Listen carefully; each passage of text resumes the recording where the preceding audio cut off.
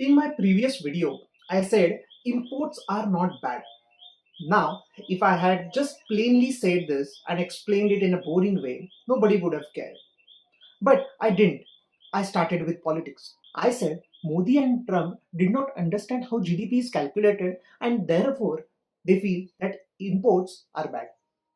That triggered a small outrage. Well, I'm not a big YouTuber to cause a headline level outrage, but among those who watched, family, friends, and colleagues, a few didn't like that I pointed out fingers at their favorite leaders. Firstly, let's clear this political debate. It's not just Modi who hates imports, even Nehru hated it. So, will it be better or worse to say that Modi is just like Nehru? Well, that's more outrage for many people. A lot of politicians see imports in isolation and therefore this whole problem arises. This thinking leads to a policy called as import substitution.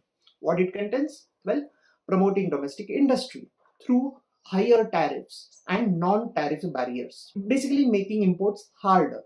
Okay, because then what happens?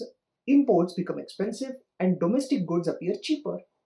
Politicians want to reduce imports, reduce trade deficits in this way. That is their logic. But it never worked and it will never work again. In the last episode, I had entirely described or entirely debunked this myth of how imports are not bad. Now, what happened in India? Let us revise a bit. After independence, India adopted a strong import substitution policy. By the 70s, India was making most of its goods internally. But the economy was not improving. It struggled. To make things worse, businesses needed a license for everything. For importing, you need license. For expanding factories, you need licenses. For starting a new business, you need licenses. So this created a system where profits did not come from being efficient or competitive, but it came from knowing the right people and getting the right licenses at the right time. That is what the license Raj was all about.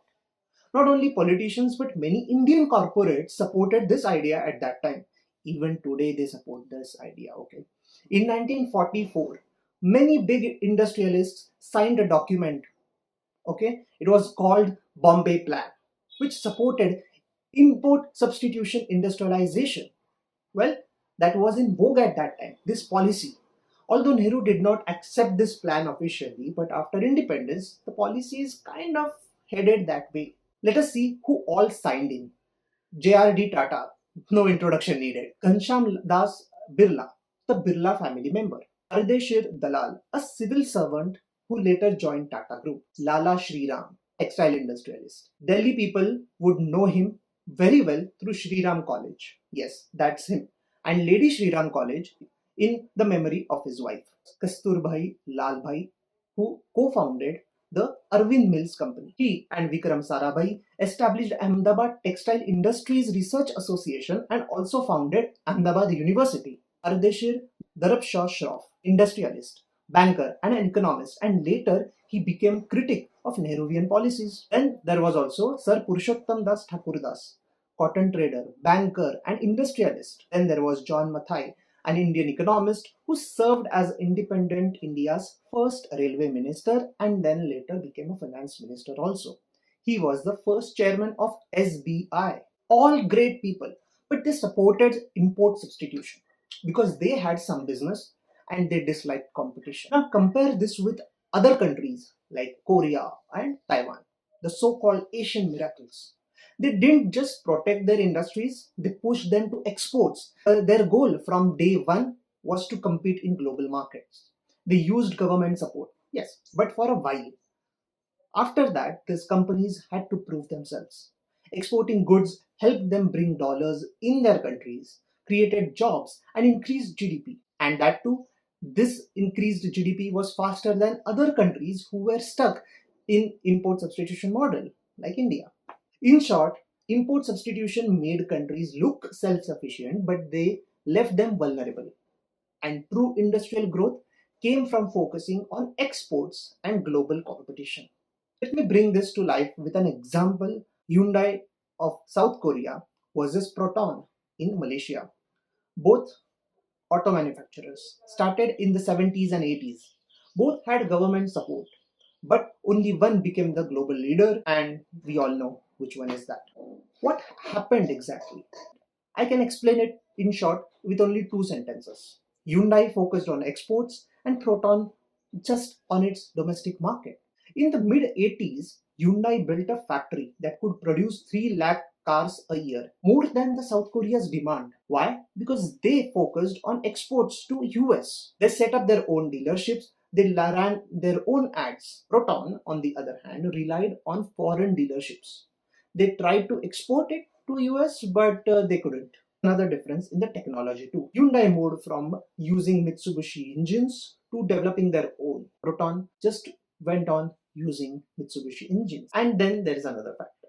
Hyundai faced competition not only from Korean or domestic car companies but from global car companies because the market was open. That made the company better and better and better. And look where it has reached today. Proton was enjoying its protection from the government's policy. There were no export targets, no competition as such. It became too comfortable. Even in design, Hyundai looks modern, cool, and Proton's model was like more old style, and even the buyers were mid-aged uncles. Then there is another factor. Behind the scenes, Hyundai also built a strong supply chain that meant more flexibility and lower costs. Proton never developed that kind of system. In the end, what was the result? Hyundai became the world class brand with the technology and branding and the scale that it has achieved over the years of all hard efforts.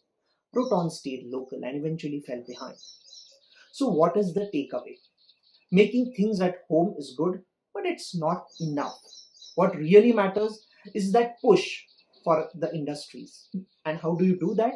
If you open the market, open it to the competition, they will perform better and efficiently. So the strength can be built not by hiding behind the protection or the walls of protection of import substitution policies, but by opening up the sector and facing the competition. This applies to all companies in all sectors in all countries. Maybe a few sectors here and there it is not applicable, which are more oligopolistic or like monopoly kind of markets. But most of the markets, this applies. And then there is some practical aspect also.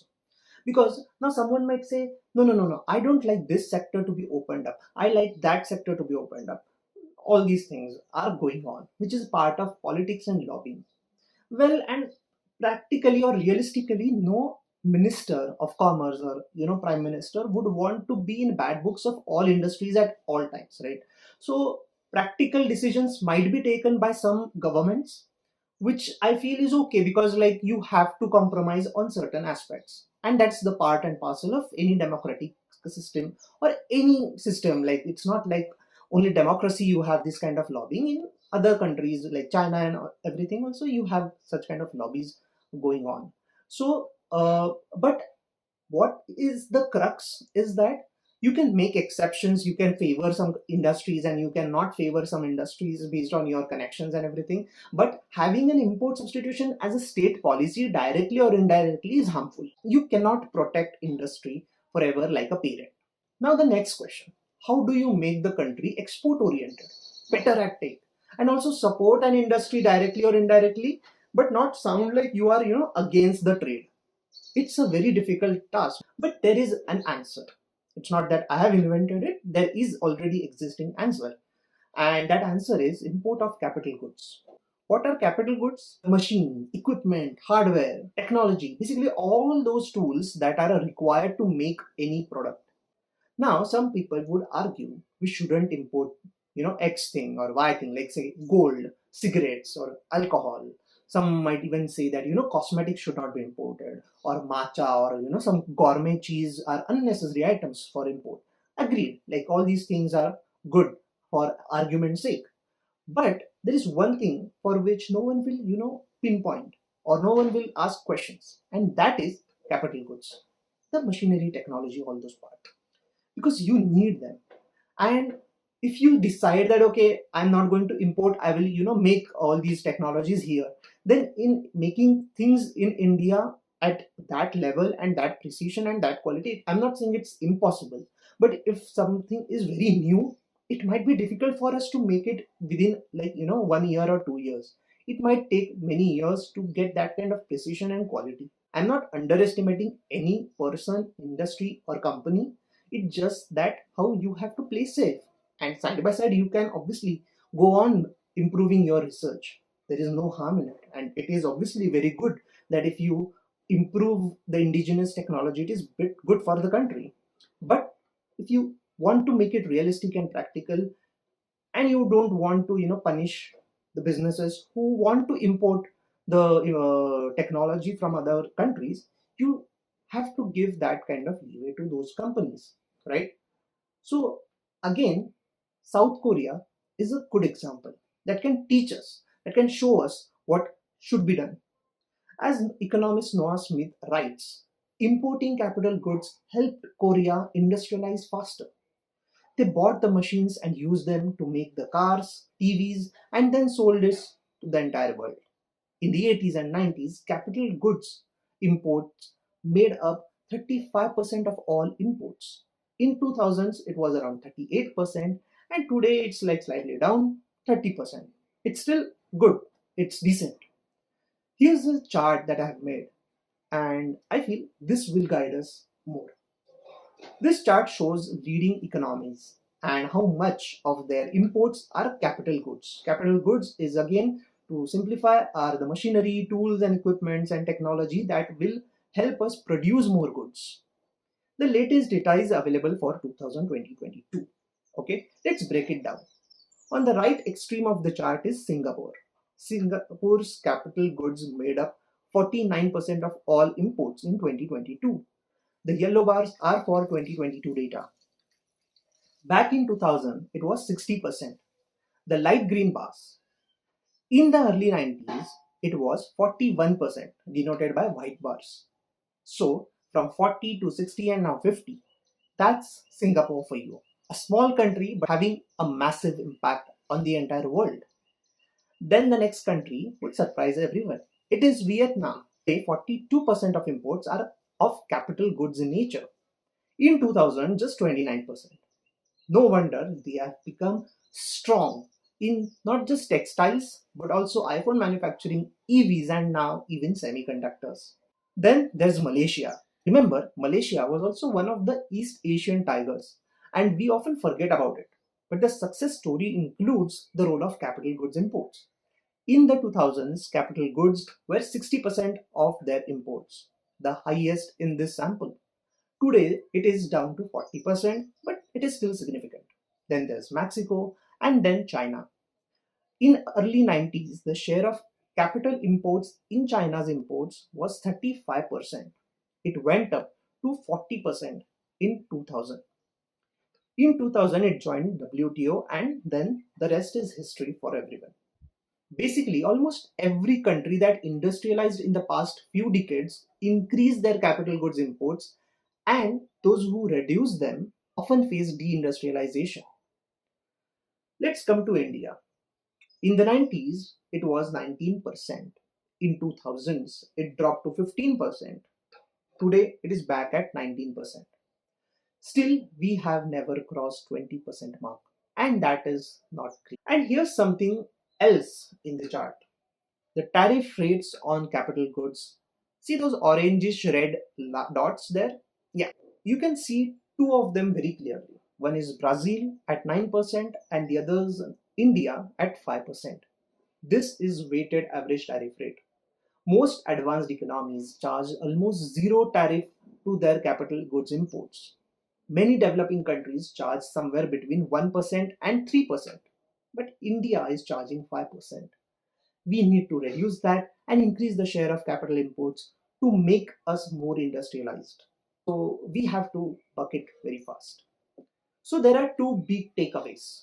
First is in increasing the share of capital goods imports, and second is reduce tariffs on them. Because when you allow technology to flow in, industries grow. First they use the tech, then maybe they will copy the tech, and then they will improve on it and create new tech altogether. Well, that's what we can study from who have become champions in the last few decades. All these things apply to India also or not, I have no answers. but there is slight, at least I feel like, okay, if there is even 50% probability that things might turn or change, then I think we should give it a try. But capital goods imports, I feel, is not a bad idea. What do you think? I feel on a very balanced mode, we can say that imports are not bad, and capital goods imports are not at all bad. I think we have to try it and make sure that we industrialize our country like others did. And obviously, as I have already and many a times told, that India do not have that luxury that manufacturing, oh yeah, services. We have to try it all, and in manufacturing, at least these things we can try.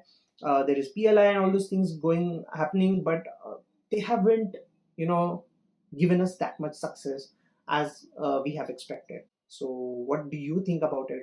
And are you still convinced कि मैं और बोलूं? Just let me know and give all your thoughts in the comments below. Thank you. See you once again.